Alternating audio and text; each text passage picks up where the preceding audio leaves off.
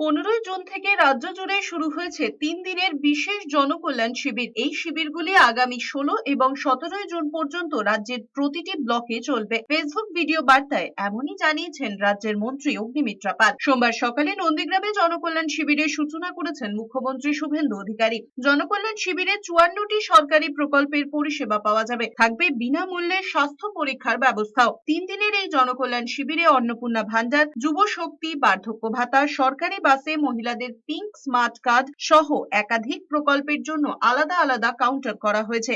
এদিকে পশ্চিমবঙ্গ সরকারের জনকল্যাণ শিবিরের শুভ উদ্বোধন ঘিরে সোমবার ভোর থেকেই উপচে পড়েছে মানুষের ভিড়। পাথর প্রতিমা ব্লকের 8টি গ্রাম পঞ্চায়েতের বাসিন্দারা দিগম্বরপুর গ্রাম পঞ্চায়েতের তেতুলিয়া সংলগ্ন ইন্দ্রনারায়ণপুর বহুমুখী ঝড় কেন্দ্রে ভিড় জমাতে শুরু করেন রবিবার মধ্যরাত থেকেই। কেউ ত্রিপল পেতে মেঝেতে রাত কাটিয়েছেন, কেউ আবার বসেই অপেক্ষা করেছেন পরিষেবা পাওয়ার আশায়। তবে বিপুল জনসমাগমের সঙ্গে দেখা দেয় চরম বিশৃঙ্খলা। অন্যদিকে সল্টলেকের বিধাননগর পুরসভায় জনকল্যাণ শিবিরের সূচনা হয়েছে, সেখানেও সাধারণ মানুষ ভিড় জমিয়েছেন। বিধাননগর পুরসভার 1 নম্বর বোরোর অন্তর্গত বিজয় সেবা কক্ষে হচ্ছে বিধাননগরের 1 নম্বর বোরোর জনকল্যাণ শিবির। তবে দেখা যাচ্ছে সাধারণ মানুষের আগ্রহ রয়েছে আয়ুষ্মান ভারত ও অন্নপূর্ণা যোজনার মতন স্কিমে। অন্যান্য প্রকল্পের কাজ হলেও ভিড় দেখা যাচ্ছে এই দুই প্রকল্পের টেবিলেই। থেকে শুরু করে আজকে 15 তারিখ, 15, 16, 17 আমরা 3 দিন সারা বাংলা জুড়ে মাননীয় মুখ্যমন্ত্রী শুভেন্দু অধিকারীর নেতৃত্বে এবং নির্দেশে